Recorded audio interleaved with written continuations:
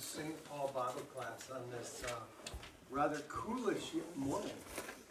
It'd be a great day for a walk with the right equipment. So we'll begin with Luther's morning prayer. If you know it and you want to pray it, please feel free. In the name of the Father, and the Son, and the Holy Spirit. Amen. I thank you, my heavenly Father, through Jesus Christ, your dear Son, that you have kept me this night from all harm and danger. Keep me this day also from sin and every evil, that all my doings in life may please you. Into your hands I commend my body and soul and all things.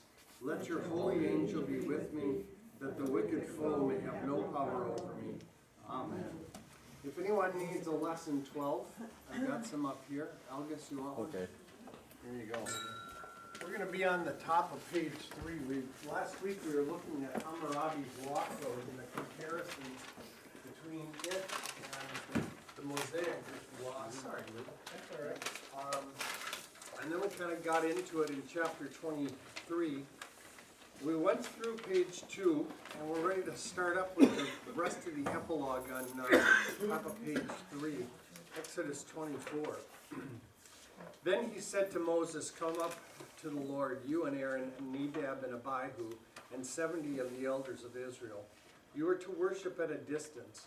But Moses alone is to approach the Lord. The others must not come near, and the people may not come up with him." When Moses went and told the people all the Lord's laws and words and laws, they responded with one voice, "Everything the Lord has said, we will do." Moses then wrote down everything the Lord had said. Now this is kind of a little bit of a back and forth, so you have to kind of concentrate as to where he's at. So now the next morning, okay, got up early the next morning and built an altar at the foot of the mountain and set up 12 stone pillars representing the 12 tribes of Israel. Then he sent young Israelite men, and they offered burnt offerings and sacrificed young bulls as fellowship offerings to the Lord. Moses took half of the blood and put it in bowls, and the other half he sprinkled on the altar. Then he took the book of the covenant and read it to the people. They responded, "We will do everything the Lord has said. We will obey." Moses then took the blood, sprinkled it this time on the people, I'm pointing that out for you, and said, "This is the blood of the covenant that the Lord has made with you in accordance with all these words." Moses and Aaron, Nadab and Abihu, and the 70 elders of Israel went up and saw the God of Israel. Under his feet was something like a pavement made of sapphire, clear as the sky itself. But God did not raise his hand against these leaders of the Israelites. They saw God, and they ate and drank. The Lord said to Moses, "Come up to me on the mountain and stay here, and I will give you the tablets of stone with the law and the commands I have written for their instruction." Then Moses set out with Joshua his aide, and Moses went up on the mountain of God. He said to the elders, "Wait here for us until we come back to you. Aaron and Hur are with you, and anyone involved in a dispute can go to them." When Moses went up on the mountain, the cloud covered it, and the glory of the Lord settled on Mount Sinai. For 6 days the cloud covered the mountain. On the 7th day the Lord called to Moses from within the cloud. To the Israelites the glory of the Lord looked like a consuming fire on top of the mountain. Then Moses entered the cloud as he went up on the mountain, and he stayed on the mountain 40 days and 40 nights. So there's a lot of back and forth going on, but it appears as though if the people are down here in the valley, he takes Nadab and Abihu and Hur and the 70 elders, and they're kind of getting up into the foothills, right?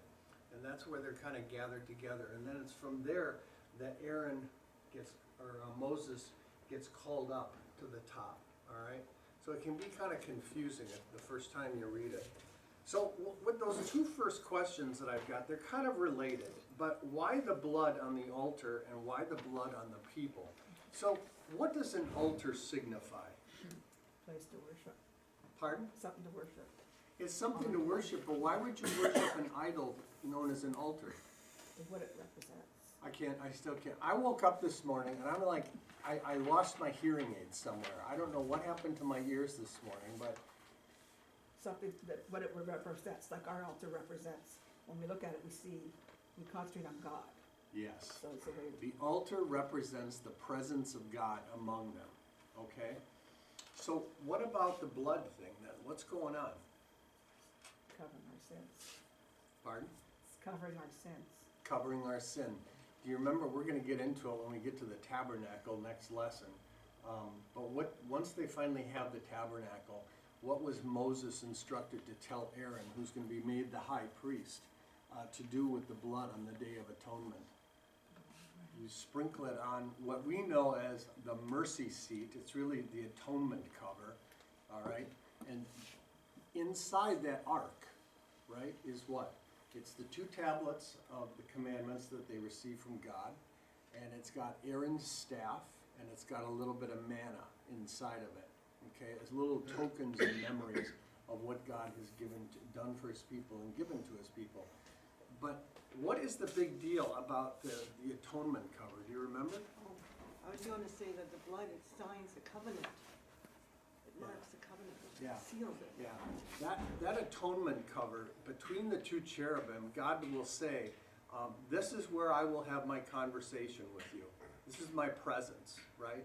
And so this is where God is, the blood, right, sprinkling down. If you can think of God looking down on that Ark of the Covenant, right? And he sees this atonement cover, right?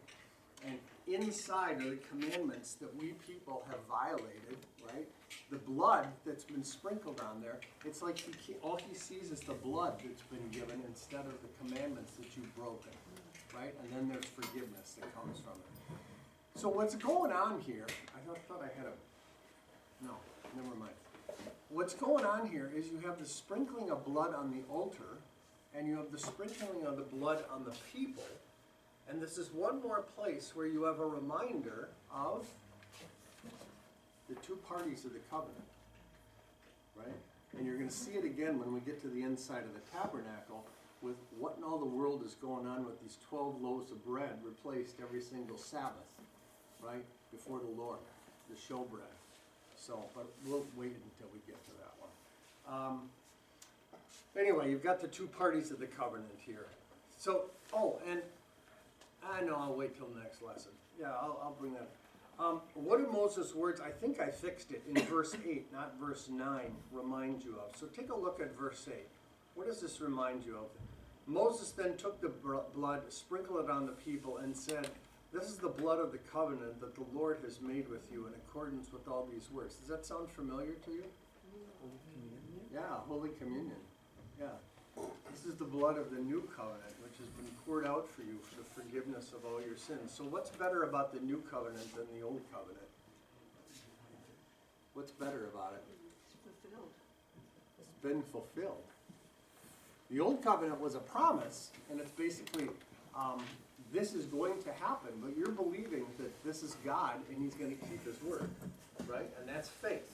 That's how Old Testament believers could get to heaven without ever having seen Jesus. They believed God, the promises of God, and therefore trusted in him, and that's saving faith, right?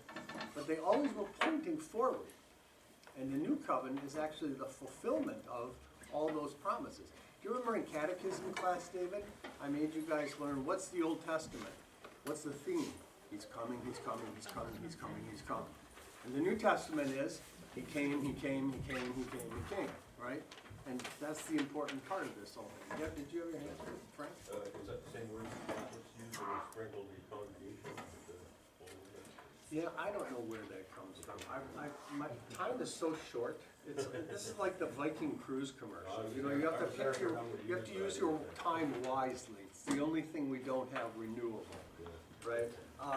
Yeah, and if I was as wealthy as he and owned a Viking cruise line, I could lark around with my time too. But I don't have time to lark around checking out where they get the sprinkling with the holy water thing, you know? So I was just wondering if it's the same words. I don't know. Yeah, I could check on it this week. Yeah. I don't, Between 2 and 4 in the morning, I'll look that up for I you. don't think Yeah. they say anything, do they? What? I don't think they say anything when they sprinkle. They might Say not. something I don't know. before, do they? I can't remember. I think they say some words.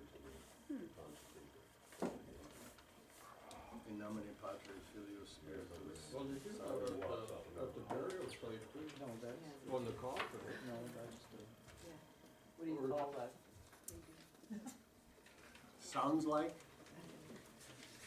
No, incense, isn't it, that they put over the top? they use incense too. Yeah, that's And what at the I meant. beginning of their services, Yeah, sorry. or in the, within the service, not necessarily at the beginning. It's not much good if you don't know what it is. That's right, yeah. No, but it's incense. Incense, yeah. If you turn to the back page, we'll wrap up lesson 12 here for us this morning. Can I just ask Please.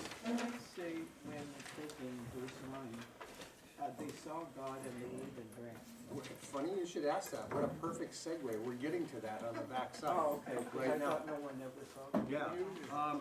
Are these men really eating with and drinking with God? What does the simple sense of the text say? They are. Yeah. They're basically having a fellowship meal with the Lord. Burnt offerings always consumed everything. There was nothing left. Fellowship offerings was a little bit of a barbecue, right? And whatever was left, the family who was making the sacrifice and the priest, as the mediator or representative of God, would have this meal together, and it showed the close fellowship, the two parties of the covenant having a meal together, and then whatever was left over went to the priest, okay? So they're obviously having a meal with God, right? But what about that next one? What's the purpose of the writing of the laws? We're going to get to the third one just in a minute, and I could have just flipped those questions. But in verse 12, what is the purpose of writing the laws down? Verse 12, it says, "The Lord said to Moses, 'Come up to me on the mountain and stay here, and I will give you the tablets of stone with the law and the commands that I have written for their instruction.'" What's the idea behind writing these down? Hey, Faith and Christian, look who's here. What's the idea?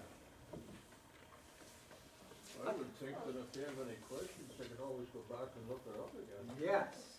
So, could you give one of those to your daddy and your brother, please? We're on the back page. So if this is written by God, that's kind of important, right? Moses is not going to live forever, nor is Aaron or Nadab or Abihu. So they always have something objective that they can reference back to. Yeah? Okay, so now what about this seeing God business on that third question on the backside? Judy? Is that the spot where they were allowed to see the back of God on it? That's where Moses was in the cleft of the rock. That's coming later. Okay. Yeah, yeah. So does Moses see God? Well, I'll give you a little hint. One place in the Bible it says no one can see God and live. That's what God tells Moses. So that's why he puts him in the cleft of the rock and he passes by and he's allowed to see something. And basically we're told it's the backside of him. So we have that truth from the Bible. No one can see God and live in his pure glory in this human world and live, right? And yet this says, and he saw God. And so I thought, well, you know, what good is having spent 6 years learning Hebrew if you don't use it, right? And the saw word here, both in verse 10, and he saw God, and then there at the very end of the paragraph, they saw God, is chazah. Oh, wow, that's great. Sounds like an interesting word. Chazah. But what it means is to gaze upon or dream or behold. Okay, now I wouldn't put too much weight in the dream part here in the context, because it seems in the context that they actually saw something. All right? But this saw word is not the ra'ah, normal see word. I see Linda Nitschke, ra'ah. I would not say I chazah Linda Nitschke. I do not behold or dream or gaze upon, right? So they're obviously seeing something, but it obviously has to be a severely dimmed glory that they're perceiving. Otherwise, they would be crispy crittered, deep fried, battered, and served up. What do you got? But God's word is actually God anyway. Yes. So if they see God's word, they see God. Well, No, not yeah, really. but this is also a visual sense. This is Oh, a sensory okay, word. okay. This chazah word is actually a sensory word. Okay. So they're seeing something, but it's obviously some sort of dimmed glory, right? So, for whatever it's worth for you too, that sapphire floor in the middle of verse 10, that also shows up in Ezekiel's vision of heaven, right there in the first chapter, verses 25 to 28. So if you want to make a little note to yourself, you can look that up at some point. The other thing that I'm going to point out before we finish, I'm sorry, Revelation 21. Revelation 21, you've got the sapphire floor as well, yeah. So what's going on, back in verse 5, they sent young Israelite men, and those are the guys that offered the burnt offerings and sacrificed young bulls as fellowship offerings to the Lord. What's going on with the Israelite men doing this? Does that jump out at you? I know, you're kind of reading along, and sometimes you kind of forget about the progression of events in the establishing of the worship life, but that's coming. We have not been given the worship life yet of the people of Israel. My point is that it would hopefully jump out at you because it doesn't say the Levites or the Levitical priesthood, right? Levitical priesthood has not been established yet, right? So that's why it says young Israelite men here. So just for whatever it's worth, just, kind of get you to look with a discerning eye. So here's a puzzle. Where's Waldo? Where are the three things in here that tell you or indicate the presence of God? Last question. What three symbols of God's presence do you see? Can you pick out any? The cloud. Pardon? The cloud. You got the cloud. We mentioned one already in Ezekiel and Revelation. You've got this sapphire floor that suddenly appeared. And you've got the cloud. And what else do you have? Fire? The fire. The consuming fire on the mountain. Which is interesting because it's just an observation. I don't have a rational explanation how. Moses goes up into the cloud and he's on the top of the mountain. Okay? The people down in the valley look at the top of the mountain and what they see is a consuming fire, which is where Moses is. Is it all around him? I don't know. Is it high above and it's I don't know. It's just interesting. So you've got the sapphire floor, you've got the cloud, and you've got the consuming fire. Okay? So now we're going to get into lesson 13. And what we're going to take a look at is we're going to have a little intro on the covenants. But from there, here's we got this ratification ceremony in chapter 24. We just got done looking at. God had a plan. This is from a guy by the name of Ralph Edersheim. And this guy I know is Orthodox Doug, unlike Schleiermacher, who we'll have to check up on, right? But he wrote about this ratification ceremony. This transaction was the most important in the whole history of Israel. By this one sacrifice, the burnt offerings and the fellowship offerings, at the giving of the law. By this one sacrifice, never renewed, Israel was formally set apart as the people of God, and it lay at the foundation of all the sacrificial worship which followed. So, there's one little quick sketch that I found from an artist years ago of this ratification ceremony. There's one that's a little bit more conventional that looks like it came out of a 1942 Sunday school textbook, right, with the pillars. It's interesting, it does say pillars of stone. The one thing that with religious artwork, you always have to check what does it say in the text versus what are you seeing with your eye. And it does say he put up 12 pillars of stone. Okay, and a pillar usually indicates not stacked stones. So that also indicates then a fair amount of work in order to hew 12 pillars of stone. So there they're shown rather large and big. There's one representation, I think that's a Dore print, one representation of the fiery fury on the top of the mountain. So, and there's one that's a little bit more contemporary from a cartoonist. So, who lives in London. And that cost me all of $3.26.2 Canadian, because it was £1. So, yeah, I thought it was kind of fun. Anyway, all right, so there's lesson 12, and I've got 13 here waiting for you, and if I could be so kind and get some volunteers to maybe pass these out, thanks. Here's some more. You need 'em. I'll get lesson 13 set up.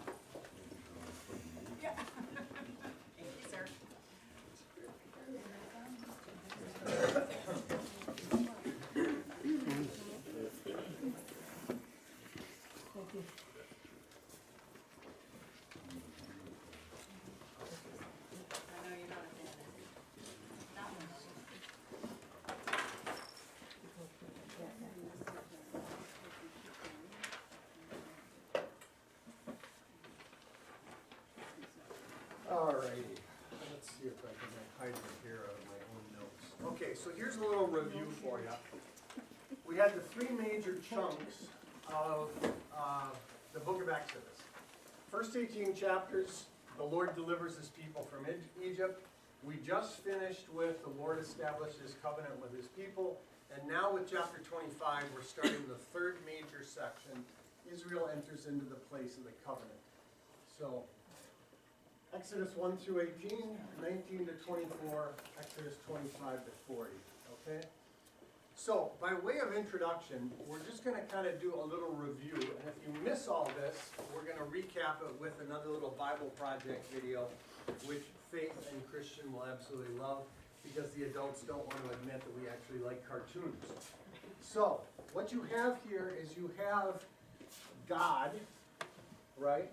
And you have Abraham, and you have Moses, and you have King David. All right. So God made a covenant with each one of them. Do you remember the covenant that God made with Abraham? Your descendants. What about your descendants? Jesus would come from their bloodline? Okay. That's also from David, primarily from David. More, you're going to have numerous descendants, as numerous as the sand on the seashore and the stars in the sky. What other covenant did he make with them? I'm going to give you land. You will have a land that I'm going to supply to you, right? All nations of the world will be blessed through you. All the nations of the world are going to be blessed through you, right? What about the, and was the Abrahamic covenant, was it one-sided or two-sided? One. It was one-sided. It was unilateral. It was a unilateral covenant, okay? And the Abrahamic covenant basically is saying, I am always going to be your God, all right? And the Mosaic covenant, without the Abrahamic covenant, this Mosaic covenant would just give a totally different look, tone, and tenor to the religion of the Old Testament, right? And the Mosaic covenant is actually a progression, but the Abrahamic covenant is really not affected one whit or iota by the Mosaic covenant. It stands alone, okay? It stands like rock-solid foundation, and it cannot be moved or abrogated. Now you get to the Mosaic covenant. We just got done taking a look at it. What's the elements of the Mosaic covenant? Is it unilateral or bilateral? One-sided or two-sided? It's, are you sure about that? Final answer? Two-sided? Yeah, it's two-sided. I will. If you keep my laws and decrees, and then he has a laundry list. I will not do to you what I did to Egypt, right? And you will be my people and I will be your God, right? So that's two-sided. And then the Davidic covenant. Do you remember that one? The covenant that he made with David?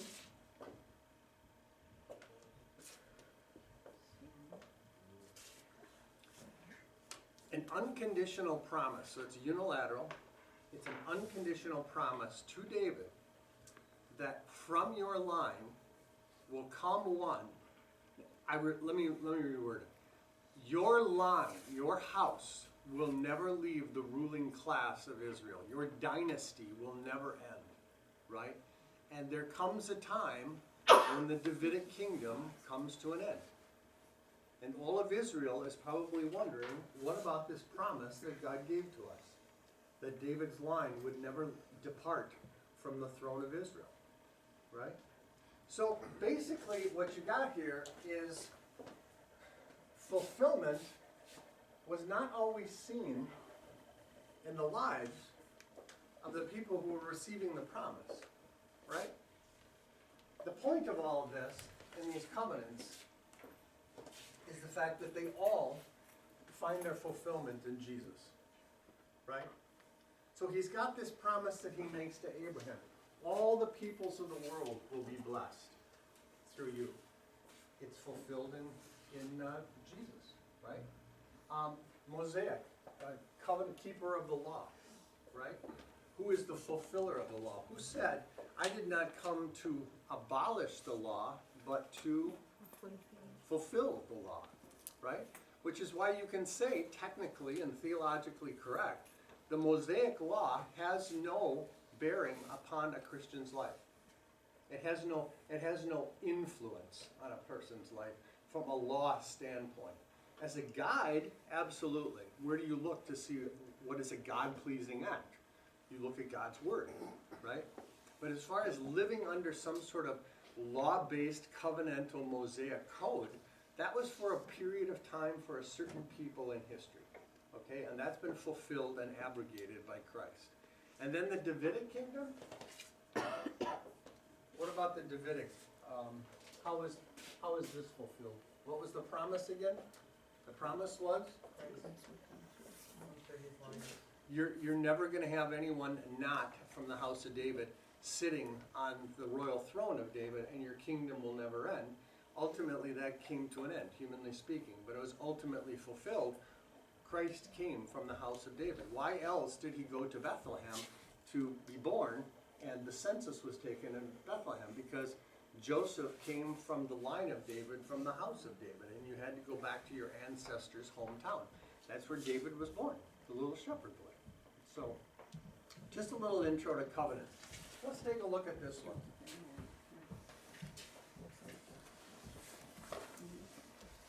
Personal relationship with God, which could mean different things in the Bible, like having God as a friend, or your father, or maybe your teacher. But there's one particular way that the Bible talks about this relationship that you find all over. But strangely, we don't talk about it that much, and that's the idea of a partnership with God. A partnership like working alongside someone to accomplish a goal together. Right, and this is actually what you see at the beginning of the Bible. God creates this good world full of all of this potential. And then God appoints these unique creatures, humans, as his partners in bringing more and more goodness out of all that potential. But the humans don't want to partner with God. They rebel and try to create a world on their own terms. And so this broken partnership is the Bible's explanation for why we're stuck in a world of corruption and injustice and the tragedy of death. It's not like there's just one or two humans who have failed on this relationship. In the story of the Bible, everyone has abandoned the partnership with God. So what God does is select a smaller group of people out of the many, and he makes a new partnership with them called a covenant.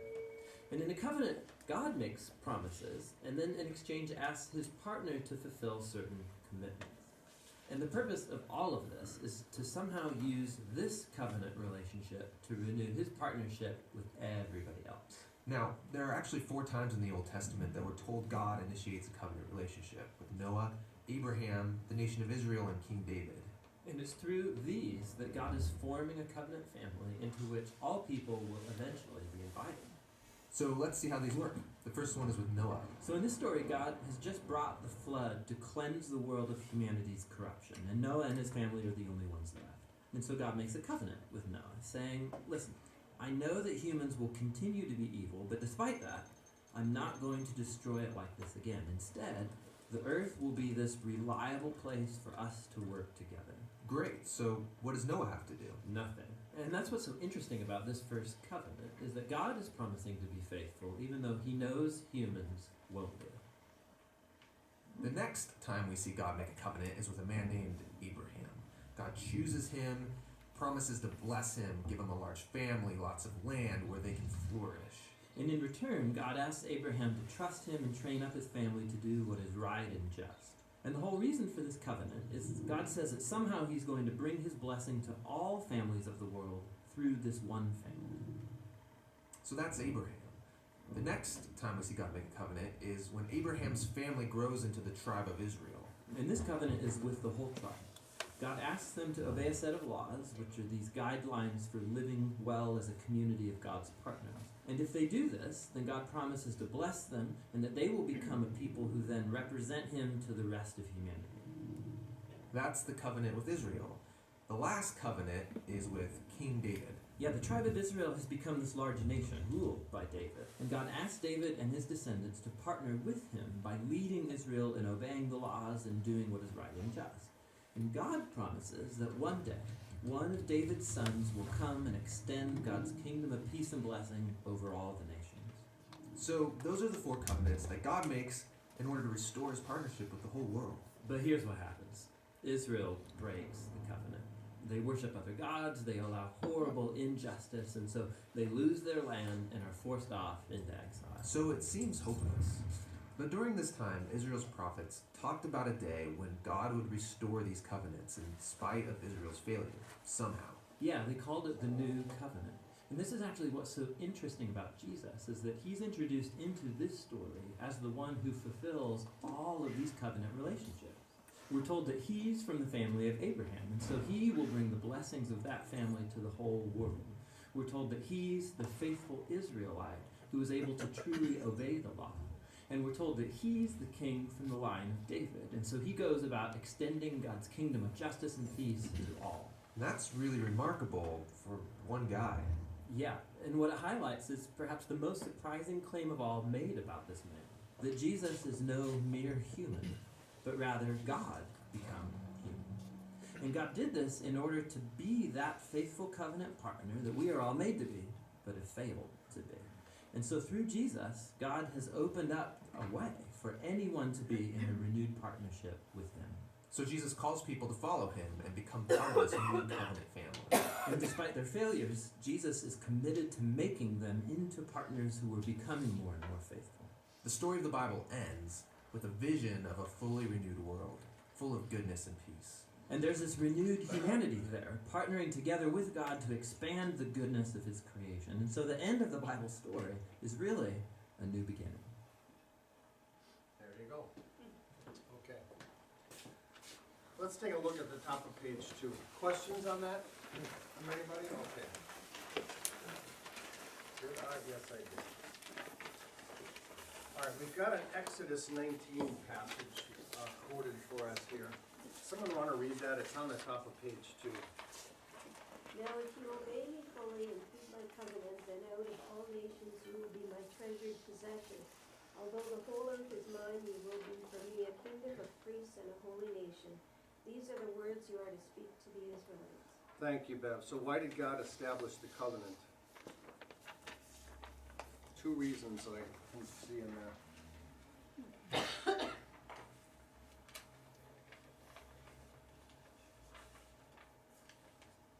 Create a kingdom of priests and a holy nation. There's one of them, Lee. Thank you.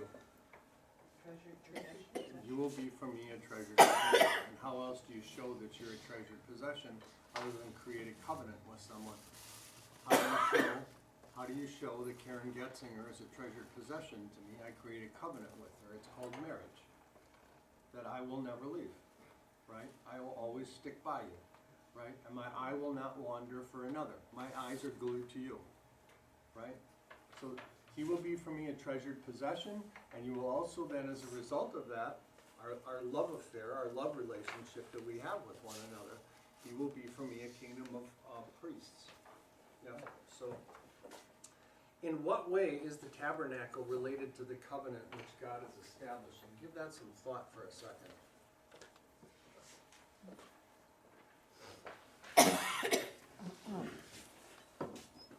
In what way is the tabernacle related to the covenant which God is establishing? Well, what's gonna happen eventually when this tabernacle at the end, when we finally get to the 40th chapter, signifying 40 years of wandering in the wilderness, like, what's gonna finally happen at the big installation ceremony? God's gonna come down in a cloud, and he's gonna possess the Holy of Holies. He's gonna be inside the Holy of Holies. So he's gonna dwell with the people, right?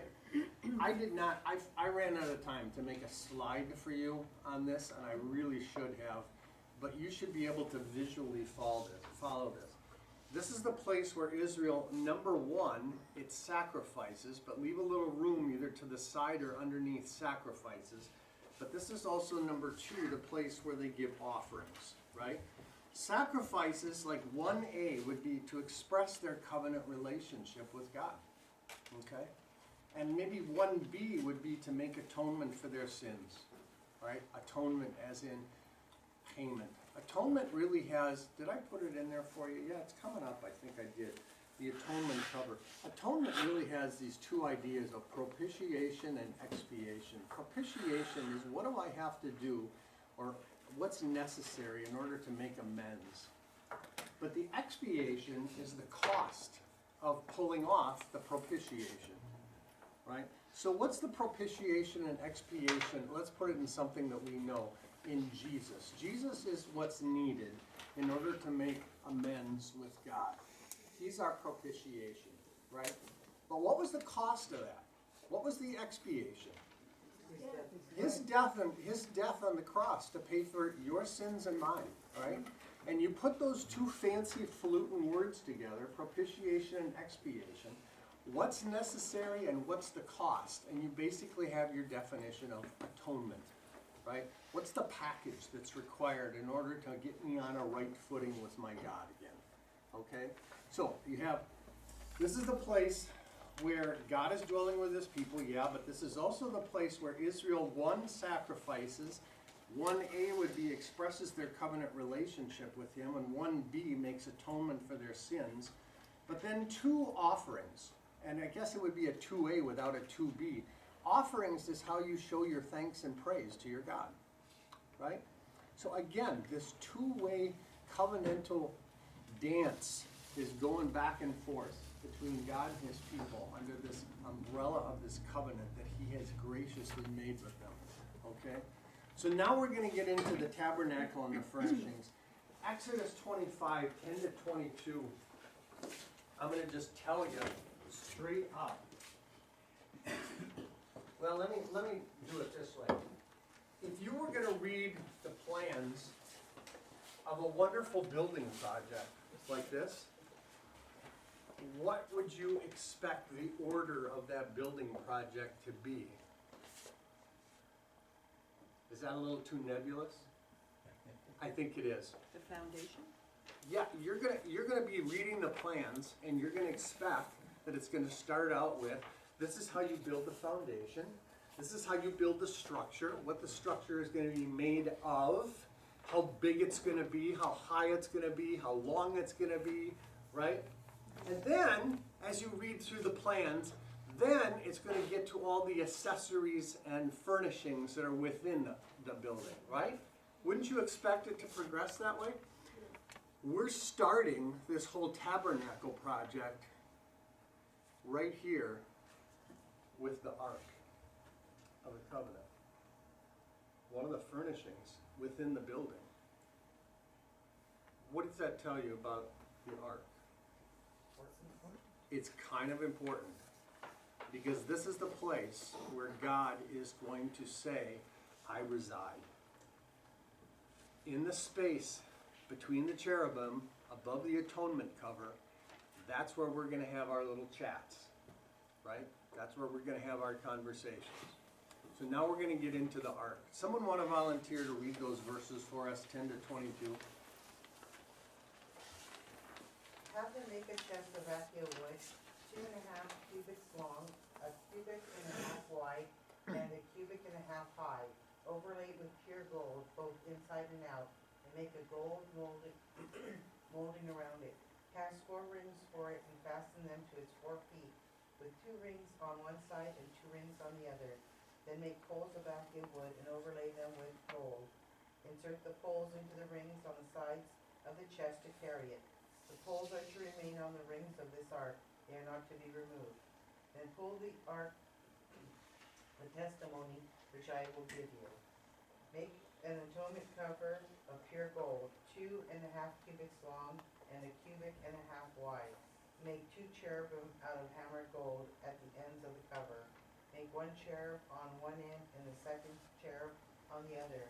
Make the cherubims of one piece with the cover at the 2 ends. The cherubim are to have their wings spread outward, overshadowing the cover with them. The cherubim are to face each other, looking toward the cover. Place the cover on top of the ark and put in the ark of the the testimony. which I will give you. Yeah. There above the cover between the 2 cherubim that are over the ark of the testimony, I will meet with you and give you all my commands for the Israelites. Thank you, Deb. So the ark, just a few things before we get into the ark, has been called by the psalmist the footstool of God and also the throne of God, right? And it's called that primarily because, number one, this is the place where the 10 Commandments are. This is the God who punishes sin, right? But this is also the God, so there's his justice, right? But this is also the God with his footstool or his throne, the throne of God. Also where he shows his mercy, as we're going to see with the blood on the atonement cover, right? So for those of you who don't work in metric and you don't work in cubits anymore, and a cubit was 1 arm length from your bone to your elbow, but except that's subjective. So then it went to the cubit is the length of the king's bone to his elbow. But that's still subjective. But generally speaking, most grown men have just about the same length. But for those of you who would like to know, its length, 2.5 cubits, is about 3 3/4 feet. Okay, so we're talking a little over a meter, just about 4 feet, right? The 1.5 wide is about 2 1/4 feet, and the 1.5 high is also 2 1/4 feet. Okay, so. And that testimony down there in verse 16, that's going to be the 2 tablets with the 10 Commandments, and then ultimately he's also going to be told to add some manna, which interestingly does not spoil. Remember how when they were given the manna and they were told just take what you need for the day, and some people were greedy, and then it started molding or rotting and had maggots, right? This manna does not rot and have maggots, right? And then Aaron's staff also goes into the Ark of the Covenant eventually. So, all right. So there you have the plans for the Ark. We're supposed to read the following passages and determine what the Ark communicated to the people. So I'll take the first one. You think about which one of these next 4 that you're going to volunteer for. 1 Chronicles 28:2. King David rose to his feet and said, "Listen to me, my brothers and my people. I had it in my heart to build a house as a place of rest for the Ark of the Covenant of the Lord, for the footstool of our God, and I made plans to build it." What does that communicate about the Ark there? It's really very simple. It's described as, Place of rest. pardon? Place of rest. Place of rest. What does it describe about also the ark, though? I'm going to build a house as a place of rest. That would describe the house that he's going to build, but that doesn't really describe the Ark of the Covenant. I'm going to build a house as a place of rest for the Ark of the Covenant of the Lord, for the footstool for our God. So the Ark of the Covenant, very simple. It's just being described as the footstool of our God. And if it's a footstool, what does a footstool do? What does it imply? Get you to the right height. You got to get it to the right height, right? But it also implies that someone lives there and resides in that place, and this is where they relax and chill out, right? So, describe it as the footstool of God. God's hanging out with his people, right? What about the next one? 1 Samuel 4:4. Someone want to volunteer to read that? So the people sent men to Shiloh, and they brought back the Ark of the Covenant of the Lord Almighty. who is enthroned between the cherubim, and Eli's two sons, Hophni and Phinehas, where they're with the Ark of the Covenant of God. So what does that describe about the Ark of the Covenant? What do you learn there?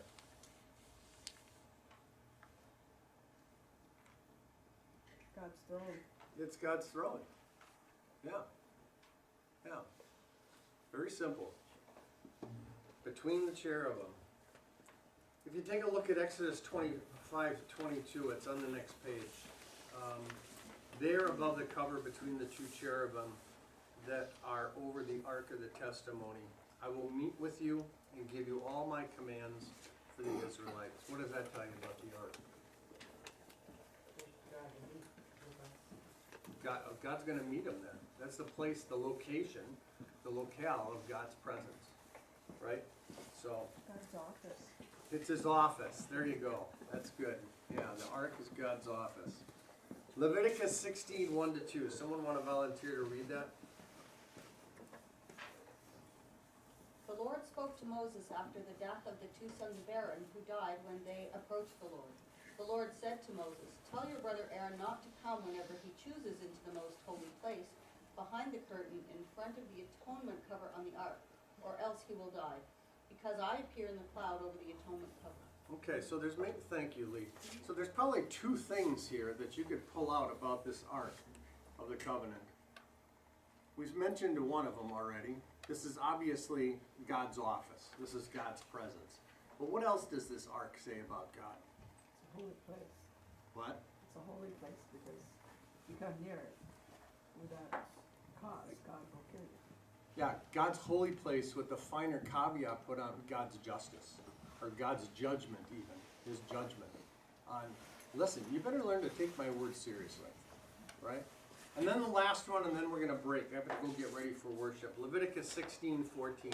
He is to take some of the bull's blood, and with his finger sprinkle it on the front of the atonement cover. Then he shall sprinkle some of it with his finger 7 times before the atonement cover. What does that tell you about the Ark?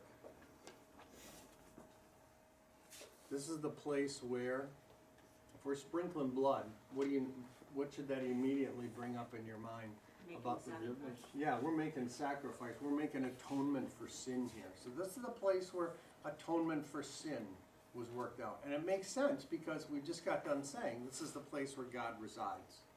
And we're atoning for sin at the place that God resides, in his office.